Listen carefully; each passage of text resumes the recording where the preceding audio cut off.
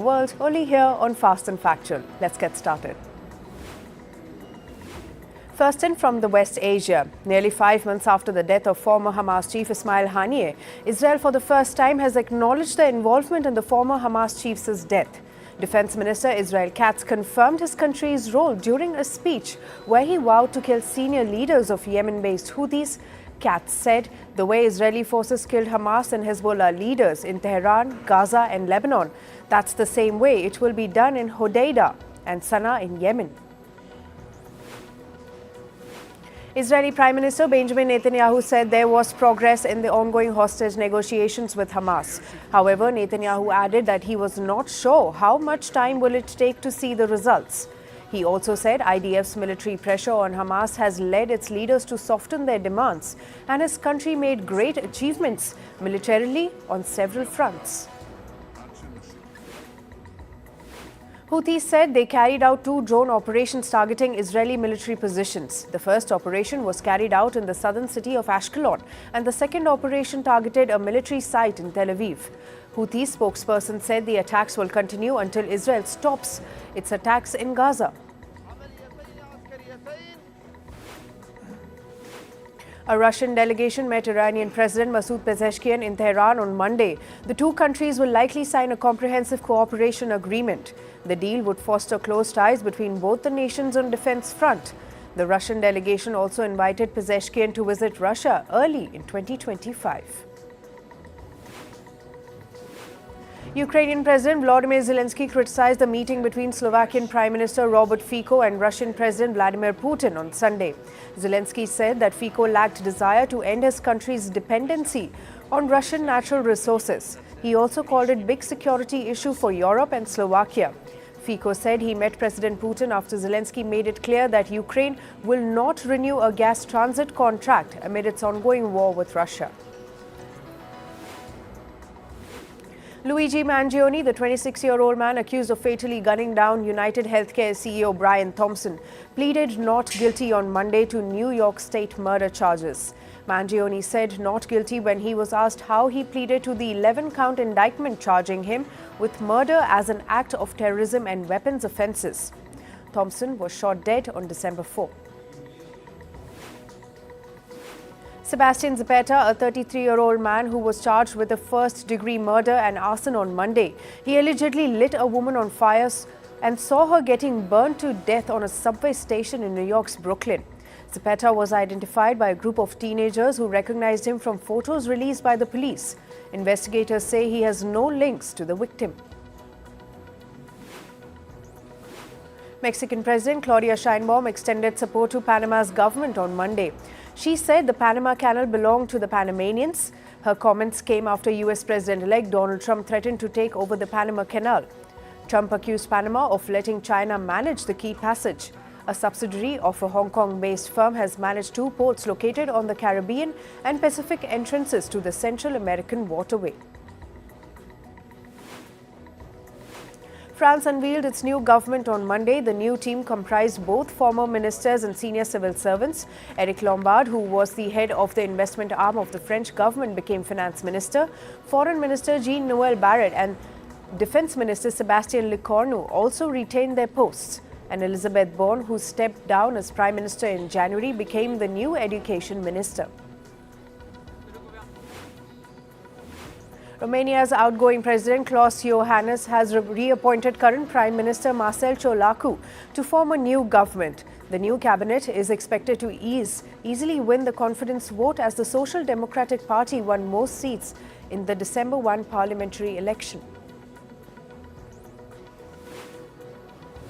At least 15 people sustained injuries in a car crash in Russian capital Moscow. A bus collided with a fire truck which was crossing the intersection on a red light. After the collision, the fire truck smashed into other cars that were waiting at the traffic light.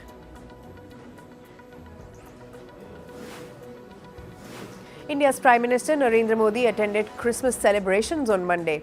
The event was organized by the Catholic Bishops' Conferences of India in capital New Delhi. Prime Minister Modi highlighted the teachings of Jesus Christ on love and brotherhood and said that the country was moving ahead with collective efforts of citizens. India has made some big changes to its education policy. It has abolished the no detention policy for classes 5 and 8 in the schools. Under the revised policy, students who fail the year-end exams may now be held back. If students fail to meet the promotion criteria after the regular exams, they will get another opportunity to take a re-examination. However, if they fail in that also, then they will continue to remain in the same class. Albanian opposition leader Sali Berisha led a protest against the current government on Monday. He demonstrated a month after being released from the house arrest. Berisha urged his supporters to block the main roads of capital Tirana. Minor scuffles also broke out between protesters and police in at least 2 locations. Berisha has demanded a caretaker government before the parliamentary elections scheduled for May 11th. The South Korean Constitutional Court will hold the first public hearing on President Yoon Suk-yeol's impeachment case on December 27. The court will decide if Yoon will be removed from office. It has to pronounce a verdict within 180 days. If the Constitutional Court removes Yoon or he resigns himself, then a presidential election will be held within the country in 60 days. In climate news, a powerful storm battered California's central coast on Monday, causing widespread flooding and dangerously high surf. A man was killed after being trapped beneath debris on beach, and a partially collapsed pier sent 3 people into the Pacific Ocean. A severe snowstorm swept across the Balkans on Monday, disrupting traffic, closing schools and leaving thousands without power in Croatia and Bosnia. In Slovenia, rescue efforts were hampered as harsh weather stranded 2 Hungarian hikers in the Alps. Japan experienced intense snowfall on Monday as large chunks of snow were seen falling from rooftops. A powerful winter pressure system is blanketing much of the country. According to Japanese Weather Department, snowfall reached at least 20 centimeters in many areas. Cyclone Chido has claimed at least 120 lives in Mozambique, according to the country's disaster management agency. The storm, which first struck Mayotte, destroyed over 110,000 homes as it swept through the northern Cabo Delgado province. Iraq has announced plans to eliminate gas flaring. Gas flaring is a major contributor to methane emissions and environmental pollution. Iraq says it plans to achieve it by the end of 2027, hence accelerating its original 2030 target. Currently, Iraq is the world's 3rd largest gas flarer, burning 18 billion cubic meters of gas in 2023 alone, reports the World Bank. On to business and tech news now. Nordstorm will be acquired by its founding family and Mexican retailer Liverpool.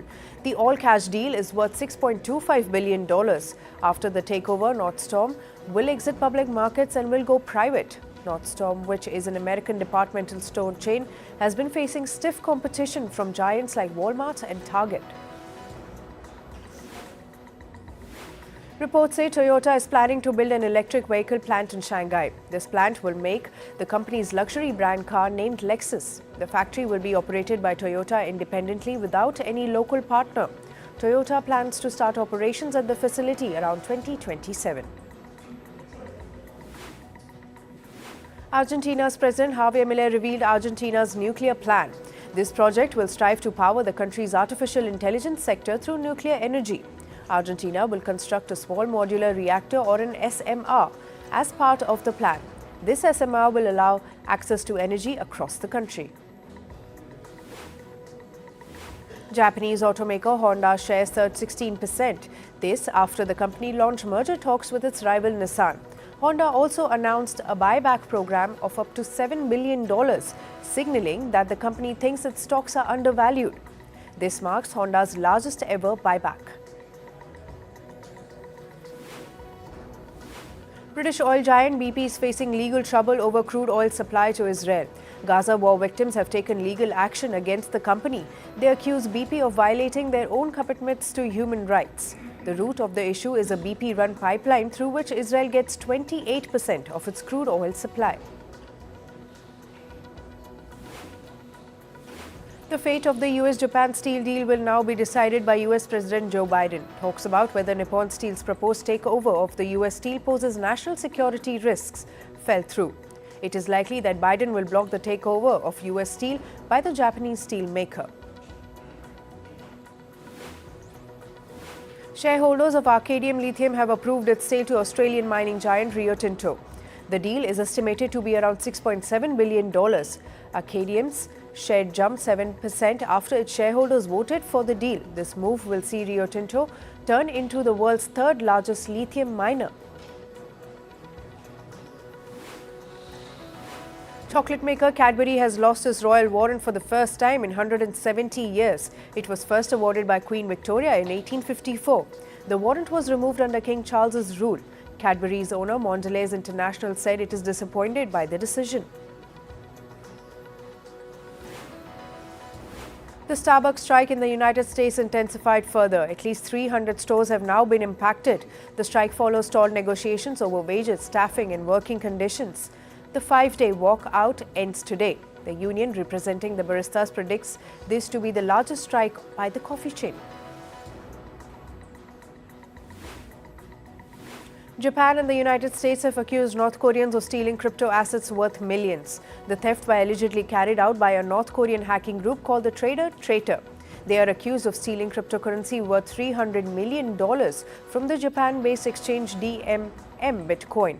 The heist was also confirmed by the US Federal Bureau of Investigation. Moving to sports, we start with cricket. Australia won the ICC Women's International title for the third time. They beat New Zealand by 75 runs in Wellington yesterday. The victory pushed Australia on top of the leadership board by 39 points. The total is beyond the reach of any other team. Indian pacer Akashdeep suggested that Team India was provided with inferior pitches to practice ahead of the fourth Border-Gavaskar test. Akashdeep said that the pitches in Melbourne looked like white ball pitches, where I quote, "The ball was keeping a bit low." Melbourne Cricket Ground's pitch curator Matt Page denied these allegations. Indian pacer Mohammad Shami will not feature in the remaining two tests of Border-Gavaskar Trophy. In a statement, the Indian Cricket Board BCCI said that Shami was not deemed fit for the remainder of India-Australia series due to issues with his knee. Meanwhile, all-rounder Tanush Kotian was added to India's squad in Australia. The two sides will play the fourth test of Border-Gavaskar series starting December 26th. England's Ben Stokes has been ruled out of all formats of cricket for at least 3 months. This after the English Test captain suffered a hamstring injury. Stokes got injured during the third match of New Zealand Test series last week.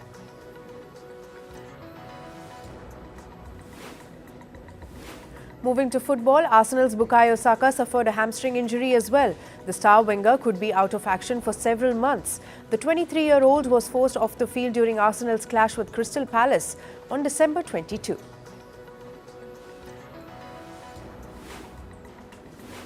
In another setback for Arsenal, Raheem Sterling has also been ruled out of the squad due to knee injury. The forward picked the injury last week during a practice session. A 30-year-old has been playing with Arsenal on loan from Chelsea. In tennis, Australia's Max Purcell has been provisionally suspended for doping. The total duration of the suspension remains unclear. The world number 12 in men's doubles admitted that he took an injection of vitamins above the allowable limit.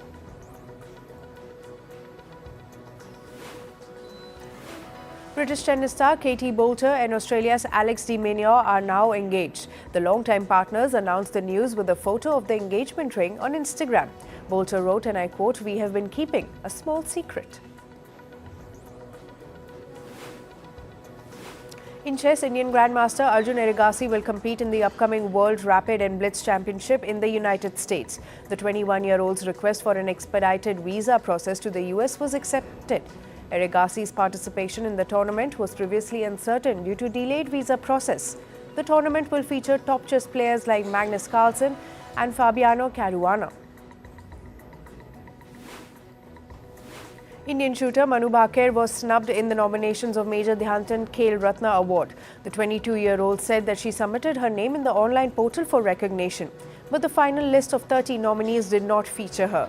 Earlier this year in Paris, Bhaker became the first Indian to win 2 medals in a single edition of Olympics. The Khel Ratna is India's top sports honour awarded annually. And finally, to the world of showbiz, Beyoncé's NFL halftime show will be streamed online on Netflix. She will take the stage in Houston during halftime of the Baltimore Ravens-Houston Texans match cup. However, the stream will end 3 years after it comes on the platform. Beyoncé is expected to sing songs from her Cowboy Carter album. Rapper Sean Combs has now been sued for sexual battery. The allegations have been brought on by his former male employee. The man claims that Combs forced him to have sexual intercourse with a woman. The case also mentioned Combs knowingly exposed and subsequently gave a celebrity guest COVID at his 51st birthday party. The lawsuit against Combs was filed in Los Angeles. It ends with Studio Sony Pictures has expressed their support towards actor Blake Lively. This comes after she filed a legal complaint alleging sexual harassment by director and co-star Justin Baldoni. The studio condemns any reputational attack on Lively. They stated, and I quote, "Any such attacks have no place in our business or in a civil society." Meanwhile, director and actor Justin Baldoni's prestigious award for women advocacy has been taken back. This comes after Blake Lively filed a sexual harassment complaint against him.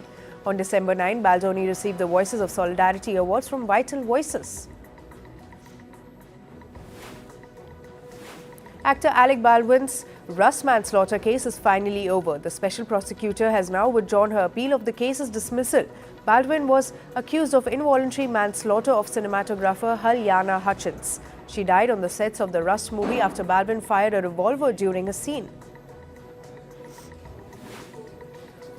After Oppenheimer, Christopher Nolan will be directing the Odyssey. The makers are calling it a mythic action epic that will be shot across the world. Nolan has brought together a star-studded lineup with actors like Matt Damon, Tom Holland and Anne Hathaway. The film will open in theaters in 2026. American actor and director Denzel Washington has gotten baptized. He also received a minister's license at New York City Church. This comes weeks after the actor stated in a press conference that being religious in Hollywood is not fashionable. Washington's wife was also present at the ceremony. The production of the 5th season of Stranger Things has wrapped up production. Actor Millie Bobby Brown shared images from the set with whom she has been associated for 9 years. The actor can be seen crying on the set while saying goodbye to everyone. She said in the video, and I quote, "I am nowhere near ready to leave you guys. I love each and every one of you." A Brazilian adaptation of David Fincher's acclaimed 2002 thriller Panic Room is in the making. Brazilian actor Isis Valverde will be stepping into the lead role. The actor said, and I quote, "2024 has been a challenging year, generous year for me, full of possibilities, plans and projects." The story revolves around a woman and her child who seek refuge in a panic room after burglars invade their home. And finally, in India, veteran filmmaker Shyam Benegal has passed away in Mumbai. He was 90 years old. Benegal was suffering from a chronic kidney-related disease. His successful films include Manthan, Netaji Subhash Chandra Bose, The Forgotten Hero and Well Done Abba. The filmmaker is survived by his wife Neera Benegal and daughter Pia Benegal. That's all for today. Thank you for joining us. I am Gusheen Galan and we'll see you right back here tomorrow. Stay informed and stay tuned to First Post.